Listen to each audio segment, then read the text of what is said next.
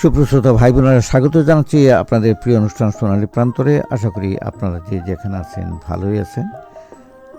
আর আজকে মঙ্গলবার, আপনাদের মনে আছে আজকে ফোন ইন প্রোগ্রাম। এই ফোন ইন প্রোগ্রামে আমরা আজকে মাছ চাষ সম্পর্কে যদি আপনাদের কোনো সমস্যা থাকে, সেই সমস্যাটা আপনারা আমাদেরকে জানাতে পারবেন।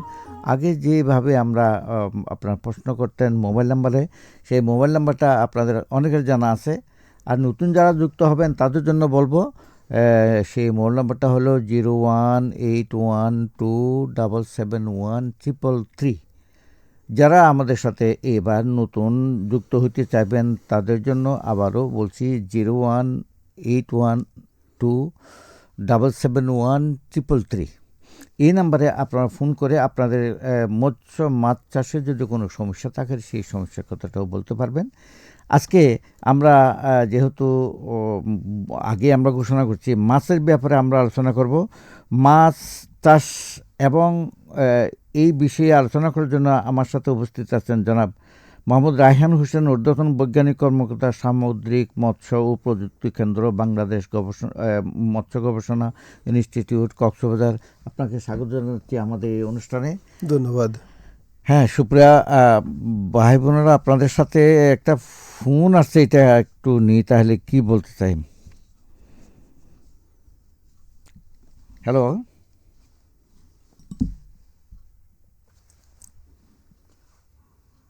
আচ্ছা গেল। যা হোক, আমরা হলাম মাছে ভাতা বাঙালি। মাছ না হলে আমাদের খাওয়া দাওয়া যেমন চলে না, আবার মাছ না হলে আমাদের গ্রামে গঞ্জে হাটে অথবা বাজারের আশেপাশে যেখানে পুকুর করার সুবিধা আছে, মাছ চাষ করার সুবিধা আছে, আমরা আগে এগুলো অবহেলা করলেও এখন কিন্তু সেই অবহেলার পর্যায়ে নেই। আমরা যেখানে পারি সেখানে মাছের চাষ করতেছি। এই মাছ চাষের মাধ্যমে আমাদের অনেক বেকার ভাই বোনেরা আবার আয়ে উপার্জনে জড়িত হয়ে গেল এবং এখান থেকে আমরা যথেষ্ট পুষ্টিও পাচ্ছি।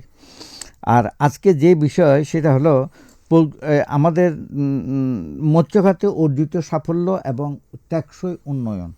আমরা কিন্তু এর মধ্যে মৎস্য খাতে তো আপনারা জানেন, আমরা চিংড়ি মাছে, তারপরে সামুদ্রিক মাছে, তারপরে আমরা কার্প মাছে এবং অন্যান্য যেসব বিষয় আছে প্রত্যেকটা খাতে আমরা অনেকটা আগাইছি। এটা ফোনটা, হ্যালো, ও বাংলা বাজার গুনা মিয়া, কেমন আছেন আপনি?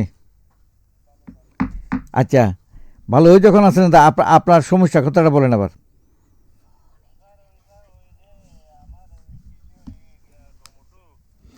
টমেটোর কথা আজকে শুনবো না, আজকে শুনবো মাছের কথা গুনা মিয়া।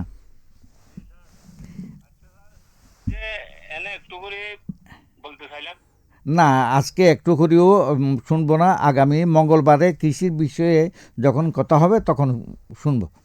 জি স্যার, একটু দিলে স্মরণ করছেন। হ্যাঁ শিওর। আচ্ছা জি ঠিক স্যার, আছে। আসসালামু আলাইকুম। আচ্ছা ওয়ালাইকুম আসসালাম। আচ্ছা, আমরা যেটা বলতে চাচ্ছিলাম যে যে আমাদের যে মৎস্য খাতে আমরা যে সব অর্জনগুলো করছি, কোন কোন খাতে আমরা অর্জন করলাম আপনাদের নিশ্চয়ই আছে, আপনারা যেহেতু আপনার গবেষণায় আছেন। জি ধন্যবাদ। একটি গুরুত্বপূর্ণ প্রশ্ন করছেন। আপনারা হয়তো জানেন যে ৮০ দশক থেকে আমাদের দেশে মোটামুটি ভালোভাবে মাছ চাষে শুরু হয়েছে। তার আগে আমরা কিন্তু যা ইচ্ছা তা মাছ চাষ করতাম। তো মাছ যে একটা চাষ করা যায় এই জিনিসটা কিন্তু আমাদের এক সময় জানা আগে ছিল না। আমরা শুধু মাছ ধরতাম। হ্যাঁ, তো এই চাষের পুকুর থেকে, সমুদ্র থেকে, খাল বিল থেকে যা খানা আছে মাছ ধরে নিয়ে তখন আসতাম, মাছও পাওয়া যেত প্রচুর। প্রচুর পাওয়া যেত। কিন্তু এগ্রিকালচার রেভলিউশন যখন হলো, এগ্রিকালচার রেভলিউশন হওয়ার ফলে কি হলো যে যে পুকুর, নদীগুলো, খালগুলো, বিলগুলো, এগ্রিকালচারাল পেস্টিসাইডগুলো এসে মাছের প্রজনন ক্ষেত্র, ডিম এগুলো নষ্ট করে ফেললো। পরে জীব বৈচিত্র্য মাছের কমে গেল। ফলে এখন কি হয়েছে, আমাদের ওপেন ওয়াটারে যে মাছ ধরা যায় এইটাই এখন ভুলতে বসে গেছি। তো আমরা কি হয়েছে, আমরা কালচারে মানে চাষাবাদে, মাছ চাষে আমরা ব্যাপক উন্নয়ন করছি এবং বর্তমানে আমাদের পজিশন প্রায় থার্ড ওয়ার্ল্ডে। আমরা একটি ফ্রেশ ওয়াটার ফিশারিজ উৎপাদনে আমরা তৃতীয়, মিঠা পানিতে মাছ উৎপাদনে আমরা পৃথিবীর মধ্যে তৃতীয়, 3 নম্বর আছি। হ্যাঁ, মানে বিশাল একটা পর্যায়ে এই একটা পর্যায়টা আসছে আমাদের এই বিগত 10, 20, 25, 30 বছরের মধ্যে আমরা এই পজিশনে এসেছি। আসলে আমরা তো মাছে ভাতে বাঙালি, আমরা মাছের সাথে আগে থেকেই পরিচিত ছিলাম। আর আমাদের যে আবহাওয়াটা, এই আবহাওয়াটা মাছ চাষের জন্য খুব উপযুক্ত। ফলে আমরা এই বিষয়ে বাংলাদেশের সব জায়গাতেই মাছের চাষ হয়। এই এদিকে কক্সবাজার থেকে শুরু করে সাতক্ষীরা থেকে শুরু করে রাজশাহী থেকে শুরু করে আপনার যশোর, ময়মনসিংহ, উত্তর দিকে আরো বেশি হচ্ছে। হ্যাঁ, এই যে একটা যে মাছের যে উৎপাদন হচ্ছে ফ্রেশ ওয়াটারে এবং সামুদ্রিক আধালম্বনমুক্ত সব ক্ষেত্রেই আমরা মাছ চাষে বেশ এগিয়ে গেছি। উৎপাদনের একটা আন্দোলন চলতেছে সেরকম বলা যায়। জি জি, একটা খুব ভালো একটা পরিস্থিতিতে আমরা গিয়েছি মাছ চাষের ক্ষেত্রে। আর যদি বলেন যে ম্যারিনের ক্ষেত্রেও আমরা প্রথম হয়েছি একটা সেক্টরে, সেটা হচ্ছে যে আমরা কিন্তু ইলিশ ব্যবস্থাপনা বলে একটা প্রযুক্তি আমরা নিয়েছি। ইলিশটাকে কিভাবে উৎপাদন করা যায় একে আমরা একটা কিছু স্ট্র্যাটেজি কৌশল গ্রহণ করেছি। করার ফলে আমরা পৃথিবীতে ফার্স্ট হয়ে গেছি। এটা আমাদের একটা মানে সামুদ্রিক ক্ষেত্রে এটাতে আমরা একটা সেক্টরে আমরা প্রথম হয়েছি। অন্তত ইলিশের ক্ষেত্রে আমরা, এটা প্রযুক্তি, যে এটা একটা প্রযুক্তি ব্যবস্থাপনা, মানে ইলিশ কখন ধরতে হবে, কখন ধরতে হবে না, এগুলো বিভিন্ন ব্যান্ডিং পিরিয়ড আছে। এইটা যে বের করতে হয়, এটা কিন্তু রিসার্চ করে বের করতে হয়েছে। এটা তো একদিনের ফল না, অনেক দিনের ফল। ফলে আমরা এটা থেকে সুফল পাচ্ছি। এখন আমরা প্রথম, এটা আমাদের গর্বের বিষয়। যে তাহলে পৃথিবীতে আমরা ইলিশের প্রযুক্তির উপরে আমরা যে ব্যবস্থাপনাটা আপনারা করতেছেন, তাতে আমরা বিশ্বের মধ্যে প্রথম উৎপাদনে চলে গেছি, মানে একদম বাস্তবে আমরা এখন প্রথম।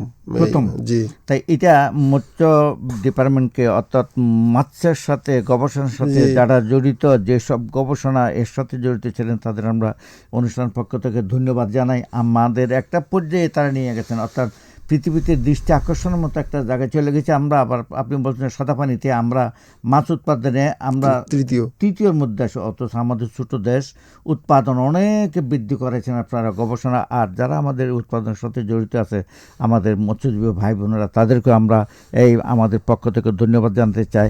আর একটা কথা একটু জানতে চাইবে, আমাদের যেহেতু একটু সময় আছে, এই যে আমরা তো গবেষণা যেদিকে আমরা পাঙ্গাস মাছ, তারপরে কার্প মাছ, তেলাপিয়া মাছ, তারপরে নতুন একটা যুক্ত করছেন আপনার কোরাল মাছ। কোরাল মাছ আগে সামুদ্রিক মাছ ছিল, এখন আমাদের ওই হ্যাচারিতে অথবা আমাদের ফার্মে যেভাবে চাষ করতেছে পুকুরে, যেমন আমরা তেলাপিয়া মাছের চাষ করতেছি, কাঠ মাছের চাষ করতেছি, তারপরে এই যে কই মাছ, আরও অন্যান্য মাছ, যে মাছগুলো আমরা চাষ করতেছি, সেই রকম কি চাষ করা যাবে এটা? জি, আপনার খোলামেলাভাবে বললে আমাদের যারা শ্রোতা ভাই বোন আছেন তারাও জানলেন, ইচ্ছা করলে তারাও এটা চাষ করতে পারবেন। যে আপনারা জানেন যে গত মাসটা আমাদের মানে এই মেরিন ফিশারিজের একটা অভূতপূর্ণ সাফল্য অর্জিত হয়েছে। আমাদের ডিপার্টমেন্ট অফ ফিশারিজ, মৎস্য অধিদপ্তর বলে একটা সেক্টর আছে, এরা এক্সটেনশন করে। তো তাদের অর্থায়নে আপনারা জানেন যে আমাদের কক্সবাজারে একটি ফার্ম আছে মৎস্য, সেটা আপনি ওটা উৎপাদন করা হয়েছে, এখান থেকে কি করবে? আচ্ছা ঠিক আছে, পোনা উৎপাদন হয়েছে গত মাসে, আমাদের মৎস্য গবেষণা থেকে উৎপাদন করতে আমরা সক্ষম হয়েছি। তো আমরা এইটা এমন একটা মাছ, কোরাল মাছটা, যেটা ভেটকি মাছ, হ্যাঁ কোরাল মাছ, ভেটকি মাছ, এই মাছটা খুবই সুস্বাদু মাছ। এবং এই মাছের একটা ইউনিক বৈশিষ্ট্য আছে, পৃথিবীতে আর কোনো মাছের এরকম নাই। সেটা হচ্ছে এই মাছটা যেমন নাকি সামুদ্রিক পানিতে থাকতে পারে, সেমন আধা লবণাক্ত পানিতে থাকতে পারে, তেমন স্বাদু পানিতে থাকতে পারে। তো এই ইউনিক বৈশিষ্ট্যর কারণে এই মাছটা অনন্য একটা মাছ। এই মাছটা আমরা যেহেতু প্রজনন করতে সক্ষম হয়েছি, হয়তো আমরা আর দু একটা ট্রায়াল দিয়ে, এখন তো প্রজনন হয়ে গেছে, তো এটার বৃদ্ধিটাও খুব ভালো। এবং এটা আর্টিফিশিয়াল, মানে আমরা সরবরাহগত খাবার এরা খায়, এবং এদের গ্রোথটা খুব বেশি, এবং মাংসের গঠনটা খুব ভালো। ফলে আমরা এই কোরাল মাছটার এখন একটা তেলাপিয়ার যেরকম একটা সেক্টর আছে, এই তেলাপিয়ার মতো কোরাল একটা ফিশারিজ ডেভেলপ হবে। পাঙ্গাস ফিশারিজ, তেলাপিয়া ফিশারিজ, কই ফিশারিজ যেরকম বাংলাদেশে আছে, শিং ফিশারিজ, এরকম ক্ষেত্রে এই নতুন একটা নবদিগন্ত সূচনা হলো, যেটা কিনা আমাদের সব জায়গায় করতে পারবো। আমরা ওই সাতক্ষীরাতেও করতে পারবো, আমাদের কক্সেও করতে পারবো, এটা আবার আমরা ইচ্ছা করলে সাধুপানি থেকে নিজের আশ্রাইতেও করতে পারবো। অর্থাৎ তাহলে আমরা এই কোরাল মাছের পোনাটা সংগ্রহ করে আমরা পুকুরে চাষ করতে পারবো। তারপরে যারা তেলাপিয়া মাছ চাষ করে থাকেন ফার্মে, সেভাবেও চাষ করা যাবে। এটা শত শত, মনে করেন একজনে যদি 1000 পোনা নেয়, 1000 কোরাল মাছ করে তাদের খাবার দেবে বাজার থেকে, যেটা যে খাবার আমরা মাছে দিচ্ছি সেটা দেওয়া যাবে।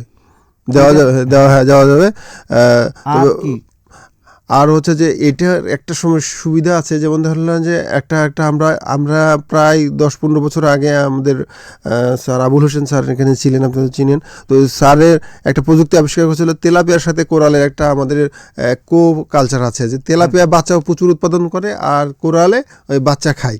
তো ওই দুইটা আমরা একসাথে দিয়ে একটা অল্প খরচে, এক ধরনের মানে প্রায় খরচ ছাড়াই, খুব কম খরচে আমরা এক ধরনের মাছ উৎপাদন করতে পারবো। অর্থাৎ কোরাল মাছে যে খাবার খায়, সেই খাবারটা ওই তেলাপিয়ার বাচ্চা খায়, ফিল আপ করা যায়। কিন্তু এখন তো কোরাল মাছ এটা যেটা চাষ করা হবে, সেটা তো বাইরে থেকে দেওয়া খাবার, অর্থাৎ আমরা তেলাপিয়া মাছের জন্য খাবারটা দেবো, সেই খাবারটা খাবে না, ওর জন্য স্পেশালাইজড খাবার আছে, হ্যাঁ ওর জন্য নিজস্ব একটা খাবার ব্যবস্থা আছে তেলাপিয়ার জন্য, কোরালের জন্য ওই খাবারটা দিতে হবে, স্পেশালাইজড খাবার। কিন্তু এই দেখবেন যে এই ফিশারিজটা একসময় একটা ফোন আসলো, এটা একটা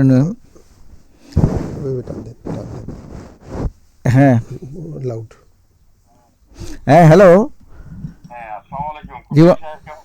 জি আলহামদুলিল্লাহ ভালো আছি। আপনি আপনার পরিচয় দিয়ে প্রশ্নটা করেন। বাংলাদেশ কক্সবাজার, আপনাদেরকে আমি পড়াশোনা করলাম এই যে আমরা যে বাঁশখালী নদীতে, জি জি, ওই যে মিঠা পানিতে এখন যেভাবে বললেন হয়তো মাছের শ্বাস, তো সেখানে আপনার মাগুর মাছের শ্বাস করা যাবে কিনা বাঁশখালী নদীতে মিঠা পানিতে? জি জি জি, অবশ্যই করা যাবে। আপনার প্রশ্নের জন্য ধন্যবাদ। আপনি প্রশ্নের জবাব শুনেন। যে আপনার নদীর ভিতরে হবে না, ওই নদীর পানি দিয়ে আপনি চাষ করতে পারবেন যদি মিষ্টি পানি হয়।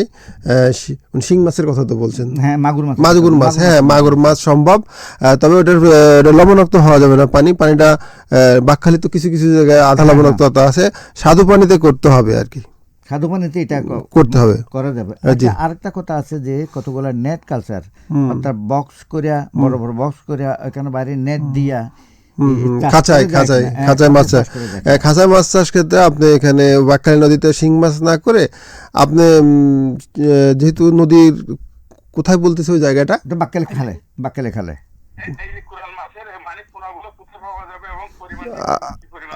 আচ্ছা এটা আচ্ছা আচ্ছা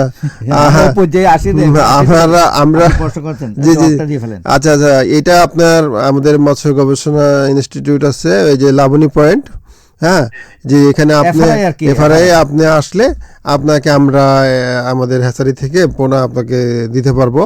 হ্যাঁ, আর এটা কয়েকটা আমরা কেবল তো বাচ্চা উৎপাদন করেছি, কয়েকবার আমরা চাষ করে দেখবো, একবার দুইবার, তারপরে আপনাদেরকে দেব। আচ্ছা, এটা বাচ্চা সাইজ কত পরিমাণ, অর্থাৎ কয় ইঞ্চি এই- হলে এই- আপনারা, এই যারা আগ্রহী তাদেরকে দেবেন? আচ্ছা, এটা হচ্ছে যে এটা তেলাপিয়ার মতোই আপনার, 1 হ্যাঁ থেকে 2 ইঞ্চি বড় হলে? হ্যাঁ, একই আপনার যে কোনো সাইজেই দেওয়া যাবে। এটা হচ্ছে যে জানেন তো মাছ চাষে 3টা স্টেজ আছে, একটা রেণু ব্যবস্থাপনা, নার্সারি ব্যবস্থাপনা, একটা হলো যে গ্রো আউট বা বৃদ্ধি করার জন্য। তো আপনার যে চাষি যেটা চাইবে যে আমি না রেণু চাষ করতে চাই, তাকে তো রেণু দেব। যারা একটু মানে বড়টা চাষ করতে, তাকে বড়টা দেব। হ্যাঁ, তো ভাই আপনাকে শুনলেন, আপনি হয়তো আছেন রেডিওতে। হ্যাঁ, ধন্যবাদ আপনার প্রশ্নের জন্য আপনাকে। আচ্ছা, আমরা যেটা উনি একটা যে প্রশ্ন করতে যে এটা কখন কোথায় পাবো, সেটা তাহলে আপনি বলেই দিচ্ছেন সেটা কোথায় পাচ্ছে না পাচ্ছে। আচ্ছা, আরেকটা কথা হলো, এখন আমরা এটা যে আমাদের যে প্রযুক্তির কারণে আমরা একটুক নিয়ে আসলেন আপনারা আমাদেরকে, মৎস্যজীবী ভাই বোনেরা যারা আমাদের পুষ্টি সরবরাহ করতেছে, তো এটা কিভাবে ধরে রাখা যায়? কোন প্রযুক্তি অথবা কোন পদ্ধতিটা ব্যবহার করলে যারা মাছ চাষ করতেছেন তারা মাছ চাষে আগ্রহী থাকবে, জি, তাদের লাভটা সাস্টেইন করবে, স্থিতিশীল। আর যারা করতে চাইবে তারা কি সুবিধা করতে পারবে? আচ্ছা, ধন্যবাদ। খুবই উপযোগী প্রশ্ন করেছেন। একটা হলো যে স্থিতিশীলতা, আমরা একটা চাষ করলাম সেটাকে ধরে রাখা এবং ফার্মারদেরকে এই চাষের সাথে যুক্ত করে রাখা।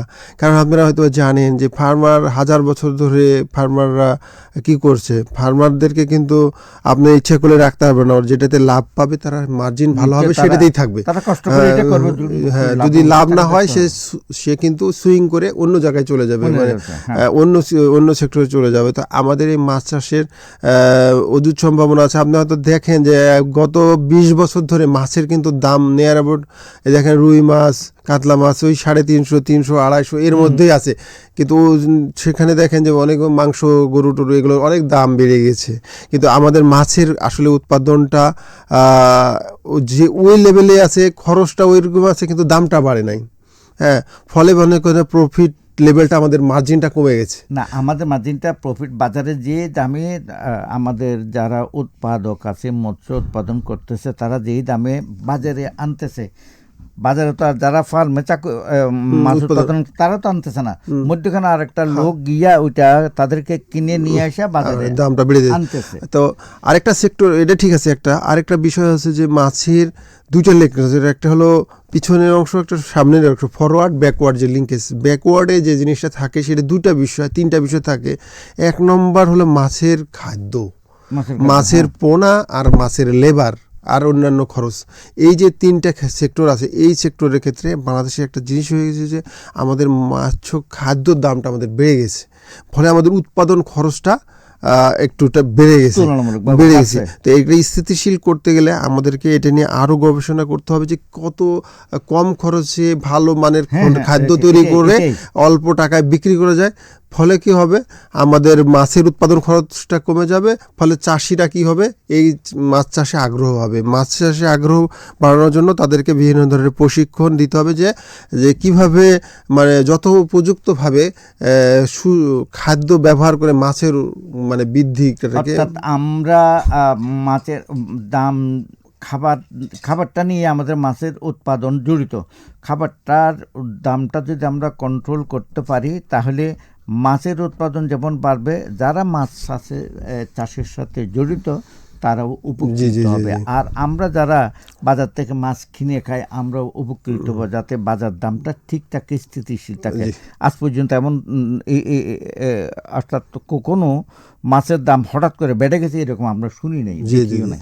অন্যান্য ক্ষেত্রে যেটা হয়, আমাদের কিন্তু মাছের ক্ষেত্রে বেশ ভালো একটা সুবিধা আছে। একটা প্রশ্ন আসছে, হ্যালো হ্যালো, জি ওয়ালাইকুম সালাম, আপনার পরিচয় দিয়ে প্রশ্নটা করুন ভাই। আমার নাম মোহাম্মদ দেলোয়ার, মহেশখালী থানা মাতারবাড়ি। ও আচ্ছা, মহেশখালী মাতারবাড়ি দেলোয়ার। হ্যাঁ জি, বলেন আপনার সমস্যার কথা বলেন। স্যার, আমার মানে একটা মানে ক্যাপ ছিল, মানে ক্যাপের মধ্যে মানে মানে ওই মানে মাটি আসতেছে, মানে আর কি বিষয় বলে এসে মানে পোকামাকড় মানে লতার একটা বাড়ছে, সেটা কি ধরনের বিষ মারলে ও আচ্ছা আচ্ছা, আপনি আপনি আপনার কি আপনার ফার্মে কথা বলতেছেন, খেতে পোকামাকড় আছে। আজকে আমরা আমরা কিন্তু ভাই পোকামাকড়ের বিষয়ে আলোচনা করতেছেন, আমরা মাছের চাষ বিষয়ে আলোচনা করতে। আপনি আপনার নিশ্চয়ই পুকুর আছে, পুকুরে যদি কোনো সমস্যা হয় তাহলে সেটার বিষয়ে আলোচনা করেন। আগামী মঙ্গলবার কিন্তু আপনাদের এই যে কৃষি বিষয়ে কথা হবে, শোনার আমন্ত্রণ থাকলো। আর আজকে মাছের ব্যাপারে যদি কোনো সমস্যা থাকে তাহলে সেই কথাটা বলেন। আচ্ছা, আজকে আমার মাছের পছন্দ নাই, তারপর আমি যেটা সেটা বললাম, আজকে না হলে তাহলে সোমবারে বলবো। হ্যাঁ শিওর, মঙ্গলবার, আগামী মঙ্গলবার। হ্যাঁ ধন্যবাদ আপনাকে, হ্যাঁ থ্যাংক ইউ। আচ্ছা, আর একটা কথা হলো, আমরা ওই যে আমরা যে মাছের টেকসই উন্নয়ন, যাতে বর্তমানে যে স্থিতিশীলতা আমাদের সর্বক্ষেত্রে বিরাজ করতেছে মাছের সেক্টরে, তো সেটা কীভাবে স্টে করবে, আমি সেটাই আসলে বলতে চাচ্ছিলাম যে সেটাই টেকসই উৎপাদন, হ্যাঁ টেকসই কিভাবে আমরা রক্ষা করতে পারবো। আরেকটা কথা আছে এখানে। আচ্ছা, আমরা সেদিকে একটু আলাপ করলাম। আরেকটা কথা হলো, শীত শুরু হলো, শীত যখন শুরু হলো মাছে কি কি সমস্যা হতে পারে, এই মাছের খাবার এবং চাষের রোগে, এটা একটু বলে নিই। এটা সবচেয়ে ওয়ার্নিং, যেহেতু শীত শুরু হলো, মাছ চাষি ভাইরা, আপনারা শীতের সময় একটা জিনিস মনে রাখবেন যে এই সময় রোগটা বেশি হয়, পানি শুকিয়ে যায়, আর হলো জীবাণুর গ্রোথটা এই সময় বেশি হয়, হওয়ার ফলে মাছের রোগাক্রান্ত হয়। এই জন্য একটু সহজ পদ্ধতি আছে, সেটা হলো আপনারা লবণ এবং চুন প্রথম সপ্তাহে যদি লবণ দেবেন হচ্ছে শতাংশে 100 থেকে 150 গ্রাম, আর চুন দেবেন হলো 250 গ্রাম শতাংশে। এটা হচ্ছে 15 দিন পর পর।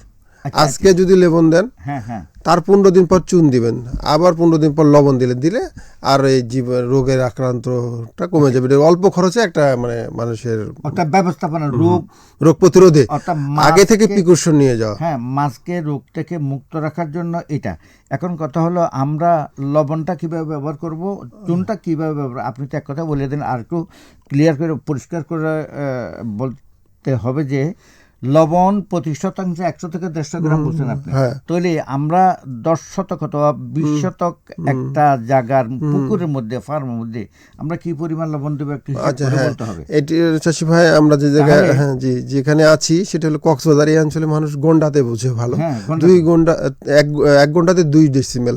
তো আপনারা গন্ডাতে হিসাব কনভার্ট করে নেবেন যে আমার যদি 10 গন্ডা হয় মানে 20 ডেসিমেল, হ্যাঁ 5 ঘন্টা হলে 10 ডেসিমেল। তাহলে আপনার প্রতি শতাংশে প্রতি ফুট পানি, হ্যাঁ 1 শতকে আপনার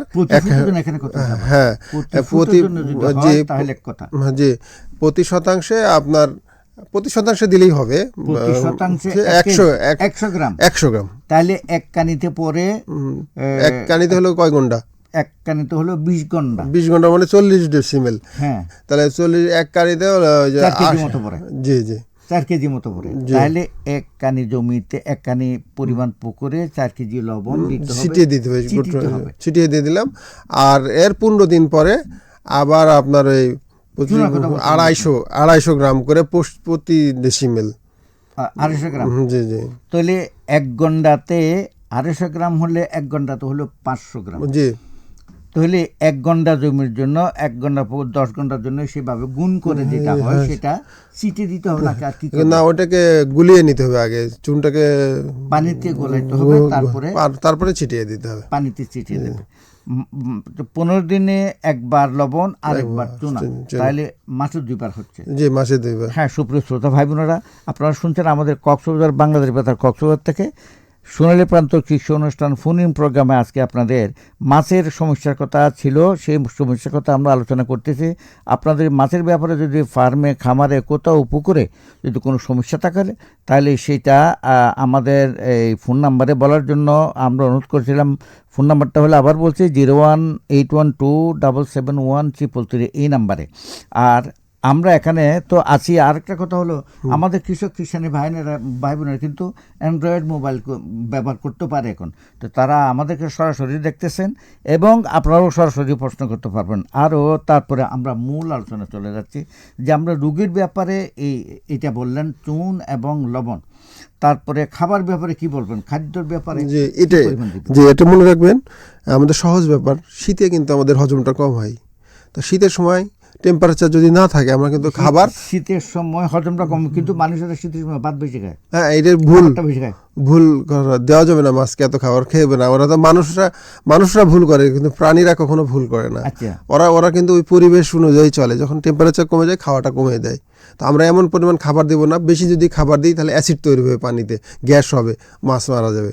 তো আপনারা যখন রোদ উঠবে সেই সময় খাবার দিবেন, 10টা থেকে 11টার দিকে দিবেন, অল্প করে খাবার দিবেন। আগে যা দিতেন তার চেয়ে 30% 40% খাবার এখন কম দিবেন, কম দিবেন, কারণ এটা খেতে পারবে না, আর বাড়বে কম, খাবেও কম। তো আমরা এই জন্য এই সময় খাবারটা কম দেবো। আচ্ছা, এমনি পুকুরে কি পরিমাণ মাছ, অর্থাৎ 100 কেজি মাছ থাকলে কি পরিমাণ খাবার দেবেন? আচ্ছা, অবশ্যই আগে এটা সবসময় 3% 4%-এর উপর, মানে 4 কেজির উপর দেওয়া যাবে না 100 কেজিতে।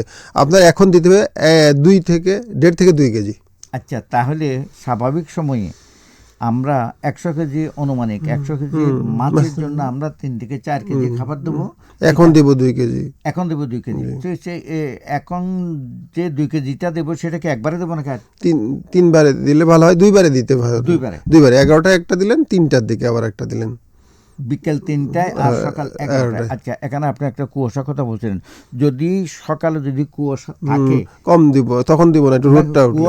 অর্থাৎ রোদ দেখা গেলে এই খাবারগুলো দেওয়া যাবে। জি, আচ্ছা, এটা একটা জিনিস ক্লিয়ার হলাম, আমাদের বিষয়টা ক্লিয়ার হলাম এই কারণে যে আমাদের যারা নতুন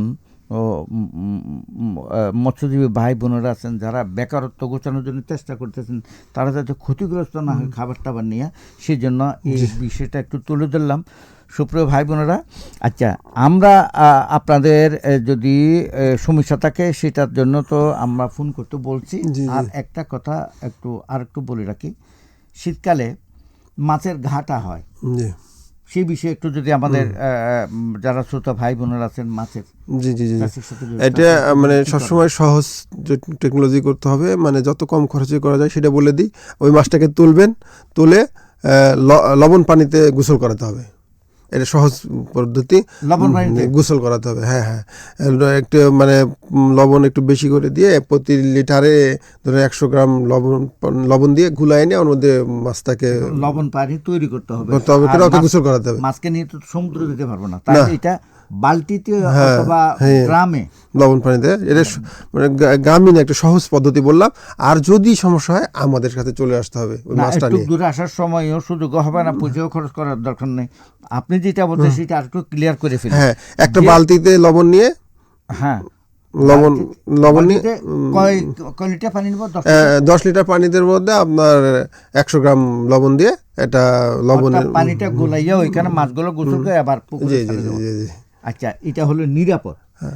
আর যদি না সারে তাহলে জাম এক্স, মানে একটা ট্যাবলেট আছে, প্রতি শতাংশে 20 গ্রাম দিলে যে কোনো ধরনের ইনফেকশন ভালো হবে, জাম এক্স। আচ্ছা, জাম এক্স, এটা ওষুধের নাম, এটা একটু বলে রাখবেন। সুপ্রিয় শ্রোতা ভাই বোনেরা, আমাদের তো সময় শেষ হয়ে এলো। আপনাকে অনেক ধন্যবাদ, আপনি অনেক কথা বলেন আজকে মাছ চাষি ভাই বোনদের উপকারের জন্য। আর যারা আমাদের শ্রোতা ভাই বোনেরা আছেন তারাও শুনছেন। এরপরেও যদি কোনো সমস্যা থাকে তাহলে ওই যে মৎস্য গবেষণা অথবা উপজেলা মৎস্য অফিসে একটু যোগাযোগ করে ব্যবস্থা নিতে পারবেন। সুপ্রিয় শ্রোতা ভাই বোনেরা, হাতে সময় তো নাই, এতক্ষণ আমাদের সাথে ছিলেন, এর জন্য আপনাদের অনেক ধন্যবাদ, আপনাকে অনেক ধন্যবাদ। হ্যাঁ, সবাই ভালো থাকুন, সুস্থ থাকুন, সুন্দর থাকুন। আল্লাহ হাফেজ।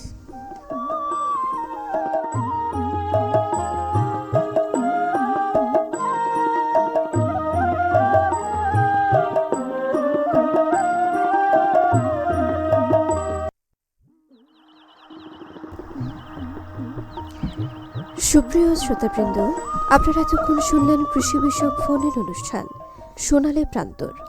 অনুষ্ঠানটির সঞ্চালনায় ছিলেন সৈয়দ আশরাফুল আলম কুতুবী। সম্পদ ব্যক্তি হিসেবে উপস্থিত ছিলেন মোহাম্মদ রায়হান হোসেন, ঊর্ধ্বতন বৈজ্ঞানিক কর্মকর্তা, সামুদ্রিক মৎস্য ও প্রযুক্তি কেন্দ্র, বাংলাদেশ মৎস্য গবেষণা ইনস্টিটিউট, কক্সবাজার। প্রযোজনায় ছিলেন মোহাম্মদ আশরাফ কবির। বাংলাদেশ বেতার কক্সবাজার। প্রিয় শ্রোতা, এখন শুনবেন ঢাকা কেন্দ্র থেকে সম্প্রচারিত বাংলা সংবাদ। করা হবে, কোন কোন ক্ষেত্রে কাজ করা হবে তার একটি কার্যক্রম নীতিমালায় বলা আছে। এই নীতিমালায় পর্যটকদের জন্য সুযোগ সুবিধা, বেসরকারি খাতের যারা বিনিয়োগ করবেন তাদের সহযোগিতা করা, আন্তর্জাতিক ট্যুর অপারেটরদের কিভাবে সমন্বয় করতে হবে তা বলা আছে। সমুদ্র পথে যদি কেউ হাজিদের নিতে চায় সেক্ষেত্রে সরকার কিভাবে সহযোগিতা করবে তাও বলা আছে।